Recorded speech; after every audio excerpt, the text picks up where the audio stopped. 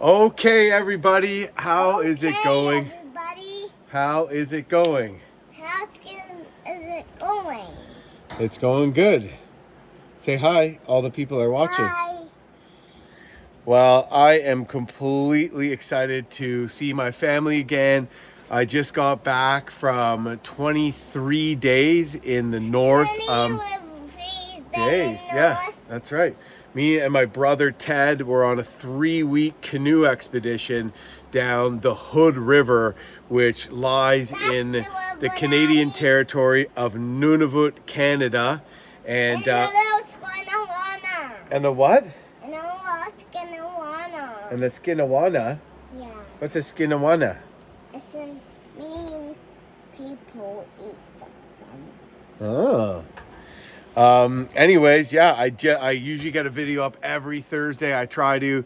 Wasn't able to do it this one because I was traveling, but I got a few up when I was away. And I just want to tell everyone, I don't want to say too many spoilers, but it's crazy to think that like a couple days ago, Ted and I were pretty much Ted and I were pretty much stranded by weather on the Arctic coast. We were weathered in. We couldn't get our float plane pickup, and the closest community was 270. And the closest community was 270 air miles from us, which is Kuluktuk. And there's no road or even winter road into Kuluktuk. So we were in an extremely remote area of the far north on the Arctic coast, and without a way to get home. But obviously I got home. We woke up after our flight in was canceled and just saw the thick fog and thought we were doomed. But anyways, you'll have to wait till I see more. We also had some crazy encounters with wildlife. We actually had got real close to a grizzly bear in a very interesting situation, to say the least. We saw a ton of wildlife. We caught fish, even up into the 25-pound range. Arctic grayling, and there was whitewater, but the waterfalls on this river, we found an undocumented Inuit historical site, an old stone blind, and other really cool stuff from people who had passed that way centuries before us.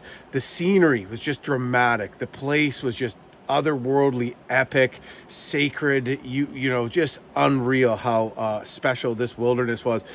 Bit different than my Yukon stuff because there's no trees there. We're way above the tree line, and you're in the vast Arctic barren land wilderness, but the topography was super rugged. We paddled 100 kilometers of lakes at the beginning of the trip, where we dealt with headwinds, but the broad sweeping country and the rugged, jagged like, I guess they don't technically count as mountains, but they're pretty darn near close. Just very, very large hills, you know, pushing 1,600, 1,700 feet. And the waterfalls, the canyons. We checked out Wilberforce Falls. We had to portage around it. It was very, very, probably 4 to 5 kilometer long portage. And we were able to lower our canoes down this steep entranceway to the canyon and run the rapids at the canyon's base, because the water was low. We had some challenges associated with low water levels as well, because the water levels are record low in that area this year. And now that I'm home, we're literally scrambling. Tori actually jumped off on a trip with her friends for a couple days for the long weekend. Happy long weekend, everybody here in Canada. And so I'm taking care of the kids that I miss like crazy. And now we're packing frantically to turn around and head to the Yukon. And we're going to be doing a 2-week canoe trip there.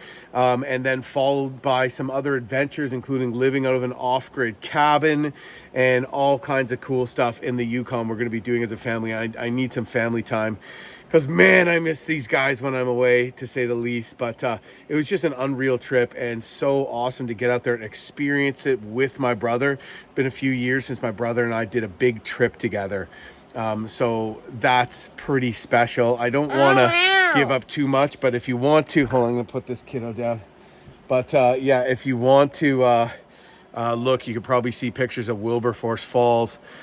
on the internet. It's not just the falls that's crazy. It's like two huge falls, one after the other, but it's the canyon, the sheer canyon that turns, the freestanding spires, the falcons nesting on it, you know, bald eagles, golden eagles. And the rock and then the sticks. That's right, bud. Yeah. And I don't know. It's just hard to really explain easily. One of my best rivers I've ever paddled. Bill Mason, who was one of the guys that back in the day sort of was the kind of the first person in sort of modern times to canoe some of these rivers like the Hood and kind of document them and write about them.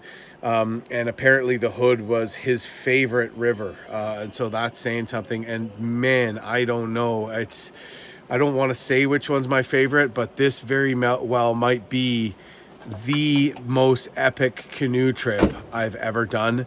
It was so far out there that we had to cash fuel. So this was like the most expensive float plane charter imaginable, right, Hudson? Everybody, I have up done. Oh, okay. Here, do you want to say something, Hudson? This and no. Very good, bud. Okay, hold on a sec. Yeah, so you know we had to pay the float plane charter company to send another flight out, cash a whole bunch of jerry cans. Then we had to fly there, refuel before we ran out, and continue to our drop-off point.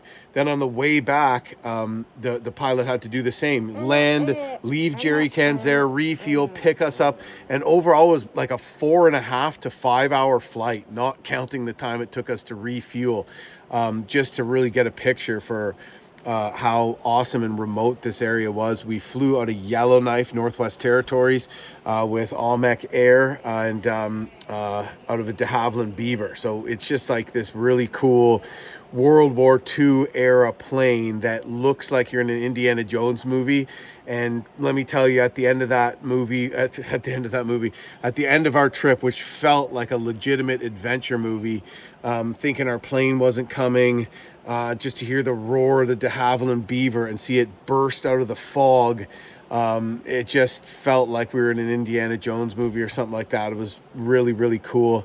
And you know, this was a trip we'd wanted to do a lot of times, and last time I checked in, the float plane charter was super expensive, and this time it's more expensive, and you know, it ain't getting cheaper. And it's one of those things, you know, I'm not doing this for YouTube views as much as you're all going to get to enjoy this, and I hope you love it.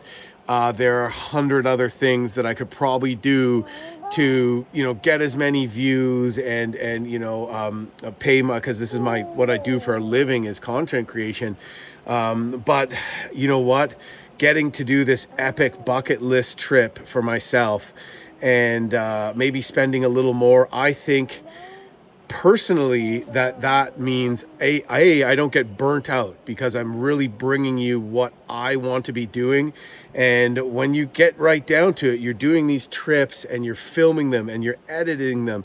It becomes, in a way, an expression, like a piece of art almost.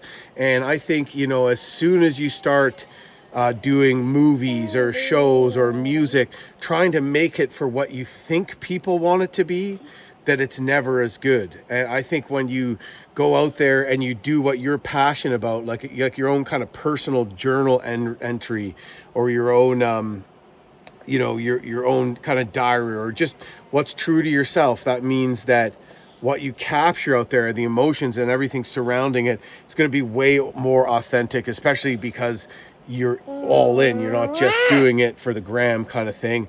And so I hope that resonates with everybody. I've started to go through some of my footage. I'm gonna try to get this stuff out. So I'm gonna work with an editor a little bit to try to get some of the videos out while I'm in the Yukon. And then we're gonna have like a crazy remote 2-week family trip in the mountains in the Yukon, which is, you know, a place that anybody who follows my channel, you know, that place really speaks to me, because I do a lot of trips in the Yukon. And really excited to bring Hudson to the Yukon for his first time there. The first time Hudson technically wasn't really there because he was just a baby in Tori's tummy when we brought Wesley there, and we went in the winter. So this time is going to be us all together in the summer. I know a lot of people saw Into Alaska, which was our journey down the Stickeen River, which got way more interesting than anticipated. The rapids, like the Yukon has high water this year. We actually switched up the river because I heard because I heard the water was high, and I just want to make sure that the kids are super safe out there, because trust me, if you're running like a class 1 with the kids in the boat, it feels like you're running a class 4 without them in the boat, just because you're worried about their safety. And with high water and the river being more pushy and potential sweepers and stuff, we were really concerned about it. So the river we're doing is that we switched to will be more manageable at high water. There is some rapids, but nothing that would even maybe be a class 2, and nothing that we can't like line or wade if we have to, or portage even. And the cool part about it too is that the river meets a remote part of the Yukon River. And the Yukon River has some pretty incredible history as well. First Nations history and gold rush history. We're going to see, it was a route a lot of people took to the Klondike gold fields after traveling the Chilkoot Trail through Alaska and all the way to Lake Bennett, and then which is the headwaters of the Yukon River, and then all the way down at 500 miles.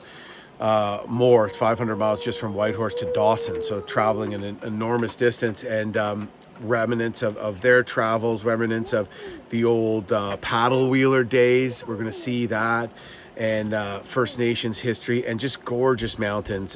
You've been watching the scenery from some of my other Yukon videos. You know what it's like there. Yeah, buddy? Sure, go for it. Cool. Hudson dropped his toy off the porch. So stay tuned for that, but that's going to come out a little bit later because you're going to be seeing this Arctic adventure. Ted and I both, remember the last trip Ted and I did together, we were in northern Manitoba. It was called Beyond the Height of Land. And we very much shot that series almost like a TV show. And then we traded footage. And so we both had, and then we had 4 terabytes of footage each to work with because it was a 25-day trip. So it's just like an insane amount of footage. And we edited it with both of us in there, which I think was really cool. But this time we're trading a little bit of footage, but not nearly as much. And we filmed it probably with more professional equipment. It's all going to be in 4K because our quality has gone up. But we filmed it. We're each soloing our own canoe again. And we filmed it more as kind of like an individual sort of thing. So there's going to be, a little bit of Ted in it. And in Ted's series, there's going to be a little bit of me in it, but mostly him. And I think that might give people the opportunity. I have, what color eyes do I have, Hudson? Brown. Brown. I have blue, green, blue. You have blue eyes. Yes, you do. Yeah. But I think that might give people the opportunity to watch both versions and then be completely different. When you watch one and say, hey, where's Ted?